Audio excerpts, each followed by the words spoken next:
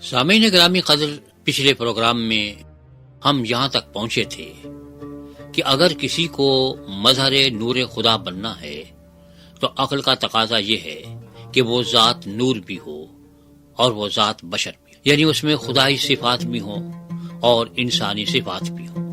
اگر وہ صرف خدائی صفات کا حامل ہو تو پھر وہ خدا کو جب کامل طور پر ظاہر کرے گا تو ہم اسے برداشت نہیں کر پائیں گے، اور اگر وہ صرف انسان ہو تو وہ صرف چند ایک صفات کا اظہار کر پائے گا، پورا مظہر ہو نہیں پائے گا۔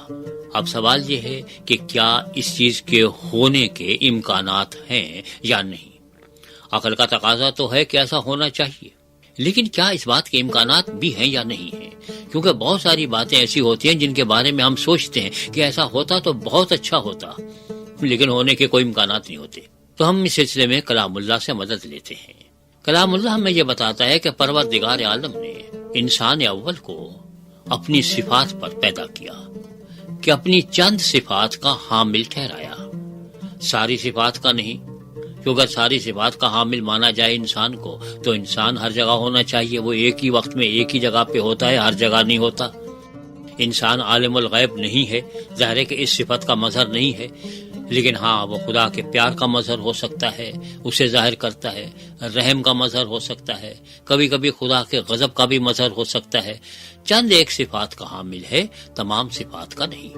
لیکن ایک راستہ ہمیں دکھا دیا گیا تھا کہ اگر انسان خدا کی چند صفات کا حامل ہو سکتا ہے تو اگر انسان کامل آ جائے تو اس کی تمام صفات کا مظہر بھی ہو سکتا ہے۔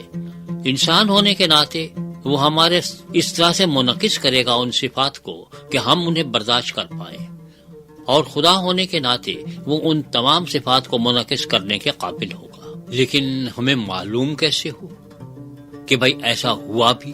ابھی تک ہم نے اس بات پہ کیا کہ عقل کہتی ہے ایسا ہونا چاہیے، ہم یہ دیکھا کہ ہاں ایسے ہونے کے امکانات ہیں، اور کلام اللہ ہمیں راستہ دکھا رہا ہے کہ انسان خدا کا مظہر ہو سکتا ہے۔ لیکن سوال یہ ہے کہ کیا انسان خدا کا مظہر ہے بھی کہ نہیں ہے؟ کیا کسی ایسے انسان کامل کا تصور کیا جا سکتا ہے یا نہیں؟ تو اس کے لیے ہمیں کچھ شواہد چاہیے، کیونکہ جب تک شواہد نہیں ہوں گے اس وقت تک ہم کسی نتیجے پہ پہنچ نہیں پاتے۔ تو پہلا شاہد ہمیں یہ چاہیے کہ جس کے بارے میں ہم یہ کہتے ہیں کہ یہ مظہر نور خدا ہے، اس بیچارے کا اپنا بھی یہ دعویٰ ہے یا نہیں ہے۔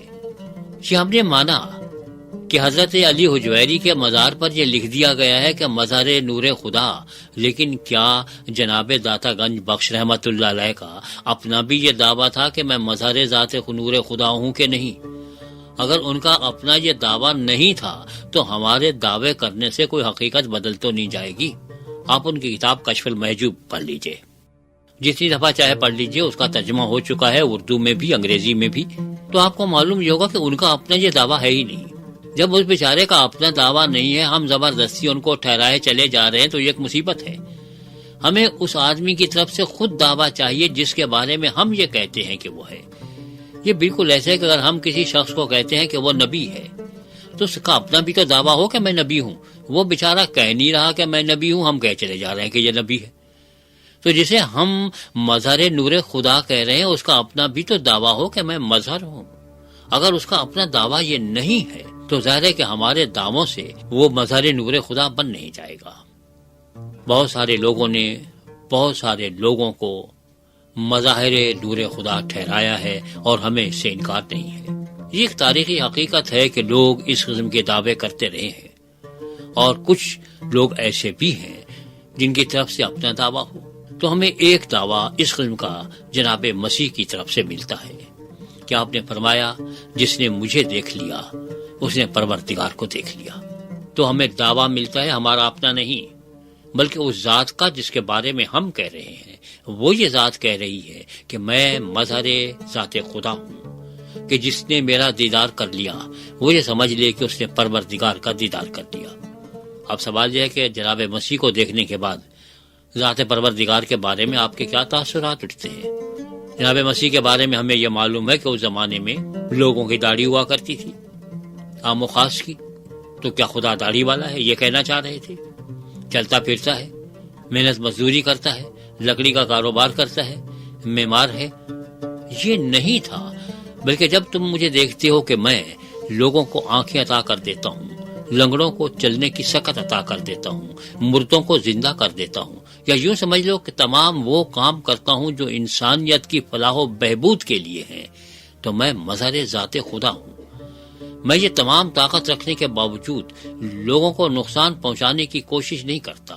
میں نے آج تک کسی شخص کو اس کی بینائی سے محروم نہیں کر دیا. میں نے کسی شخص کو چلنے پھرنے سے معذور نہیں کیا. میں نے کسی شخص کو لولا، لنگڑا اور ٹنڈا نہیں کیا.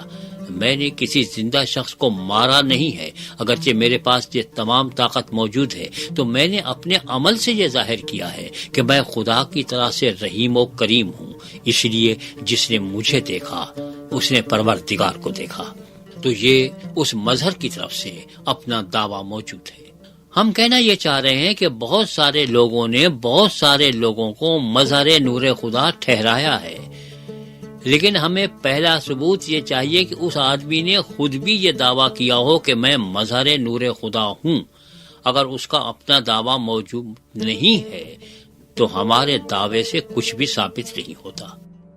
جیسے ہم نے آپ سے عرض کیا کہ اگر ہم یہ کہیں کہ ایکس نبی ہے اور ایکس بیچارے کا اپنا دعویٰ نبی ہونے کا ہو نہیں تو ہمارا دعویٰ جھوٹا ہوگا. ہمیں اس آدمی کی طرف سے، اس شخص کی طرف سے یہ گواہی چاہیے کہ کیا وہ بھی اپنے آپ کو مظہر نور خدا سمجھتا تھا یا نہیں سمجھتا تھا. یہاں ایک منطقی مشکل پیش آتی ہے. آپ یہ کہہ سکتے ہیں کہ ہو سکتا ہے کہ کوئی شخص اپنے آپ کو نبی سمجھتا ہو لیکن نبی ہو نہیں. عین ممکن ہے کہ ایک شخص یہ سمجھتا ہو کہ میری بینائی سب سے اچھی ہے لیکن اس کی بینائی سب سے اچھی نہ ہو. عین ممکن ہے کہ ایک آدمی اپنے آپ کو یہ سمجھتا ہو کہ میں دنیا کا سب سے بڑا پہلوان ہوں لیکن وہ نہ ہو. تو اسی طرح سے عین ممکن ہے کہ جناب مسیح اپنے آپ کو مظہر ذات خدا سمجھتے ہوں لیکن حقیقتاً ہو نہیں. تو اب اس کا کیسے فیصلہ ہو کہ وہ کسی غلط فہمی میں یا خوش فہمی میں مبتلا تو نہیں تھے کہ کہے چلے جا رہے ہیں کہ جس نے مجھے دیکھا اس نے پروردگار کو دیکھ لیا. لیکن اگر یہ خوش فہمی کا نتیجہ تھا تو پھر اس دعوے کی تو کوئی حیثیت نہیں رہتی. اس لیے ہم یہ دیکھتے ہیں کہ صرف وہ یہ کہے نہیں بلکہ کچھ ایسا کر کے دکھائے جس سے معلوم ہو کہ واقعی وہ مظہر ذات خدا ہے. ہم نے کہا کہ ذات پروردگار کے بارے میں ہم نے جو صفات منسوب کی ہوئی ہیں یا جو ہم کہتے ہیں کہ یہ اس کے اندر صفات پائی جاتی ہیں تو اس قسم کی صفات اس میں دکھائی دیں. ہم جن صفات کا پروردگار عالم کو حامل ٹھہراتے ہیں کہ خدا رحیم ہے، خدا کریم ہے، خدا غفار ہے، خدا ستار ہے، یہ وہ بڑی بڑی صفات ہیں. ہاں ٹھیک ہے، ہم کبھی کبھی یہ بھی کہہ دیتے ہیں خدا جبار بھی ہے اور قہار بھی ہے، اس سے بھی انکار نہیں ہے. تو ان صفات کا حامل کیا جناب مسیح تھے یا نہیں؟ انہوں نے رحم کیا، بیماروں پر ترس کھایا، انہیں شفا دی. انہوں نے کرم کیا ان پر جنہیں کوئی بھی ہاتھ لگانے کو تیار نہیں تھا، انہوں نے انہیں سینے سے لگا لیا. وہ کوڑھی جن سے لوگ دور دور بھاگتے تھے اور وہ کوڑھی جو آتے ہوئے دور سے خود ہی نعرے لگاتا ہوا چلا آتا تھا، ناپاک ناپاک، بھائی کسی پہ کوئی سایہ نہ پڑ جائے، آپ نے انہیں چھوا جنہیں چھونے کے بارے میں کوئی سوچ نہیں سکتا تھا. وہ خاتون جس کے بارے میں لوگوں کو پورا پورا یقین تھا کہ یہ ناپاک عورت ہے، اسے آپ نے ہاتھ لگایا. آپ نے رحمت، محبت اور شفقت کا وہ اظہار فرمایا جس کے بارے میں ہم کچھ سوچ بھی نہیں سکتے. تو آپ نے اپنے رحیم و کریم ہونے کا تو ثبوت دے دیا. اپنے عمل سے یہ ثابت کیا کہ آپ رحیم بھی ہیں اور آپ کریم بھی ہیں. آپ نے دیکھا کہ ایک خاتون ہیں جن کے اوپر یہ الزام عائد کیا جاتا ہے کہ یہ عین فعل کے وقت پکڑی گئی ہے، لہذا اسے سنسار کر دینا چاہیے. شریعت کا تقاضا یہی ہے، قانون یہی کہتا ہے کہ جو اس جرم کا ارتکاب کرے حدود آرڈیننس کے تحت اس کو زندہ مت چھوڑو. آپ کیا کہتے ہیں؟ آپ کے نزدیک حدود آرڈیننس کی کوئی اہمیت ہے یا نہیں؟ شریعت کہتی ہے مار دو، آپ مارنے کو تیار ہیں یا نہیں؟ آپ نے معاف فرمایا. آپ نے کہا جا بیٹی آئندہ ایسا نہیں کرنا. آپ کو کیا یہ حق پہنچتا تھا کہ معاف فرما دیں؟ اگر آپ مظہر ذات خدا نہیں تھے تو آپ کو قطعاً یہ حق نہیں پہنچتا تھا، کیونکہ یہودی علماء کا کہنا صحیح تھا.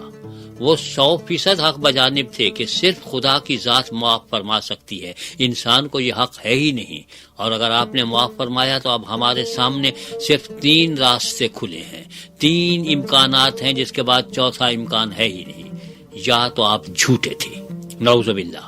ہم یہ کہہ دیں کہ آپ نے کہا کہ تمہارے گناہ معاف ہوئے اور آپ کو اس کا حق نہیں پہنچتا تھا، تو آپ کو نبی بننے کا بھی حق نہیں ہے، آپ کو ایک اچھے انسان بننے کا بھی حق حاصل نہیں ہے۔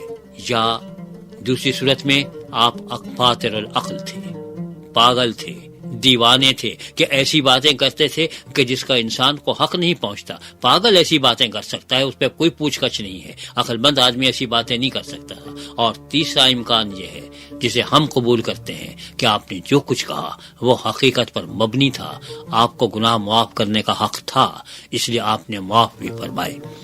اور جب آپ نے اس خاتون سے کہا کہ آئندہ یہ گناہ نہیں کرنا، تو آپ نے اس کے گناہوں پر پردہ بھی ڈال دیا۔ آپ نے ایک کام کیا، بڑا عجیب و غریب کام ہے کہ زمین پر کچھ لکھ رہے ہیں، معلوم نہیں مفسرین نے کیا کیا عقل کے گھوڑے دوڑائے ہیں کہ آپ زمین پر لکھ رہے ہیں، اس عورت کے گناہ لکھ رہے ہیں، لوگوں کے گناہ لکھ رہے ہیں، یا کیا کر رہے ہیں۔ بھئی سیدھی سی بات یہ ہے کہ وہ ایسی جگہ ہے جہاں پر آپ مٹی پہ اگر لکھ دیں تو ہوا چلتی ہے تو مٹ جاتا ہے، لکھا ہوا زمین پہ رہتا ہے ہی نہیں، لکھا زمین پہ نام میرا اور مٹا دیا۔ تو آپ نے کہا کہ جیسے یہ ہوا چلتی ہے زمین پر لکھے کو مٹا دیتی ہے، اسی طرح سے میں نے بھی اپنی رحمت کی ہوا چلائی اور تمہارے گناہ معاف کر دیے۔ اب کوئی ثبوت ہی نہیں ہے۔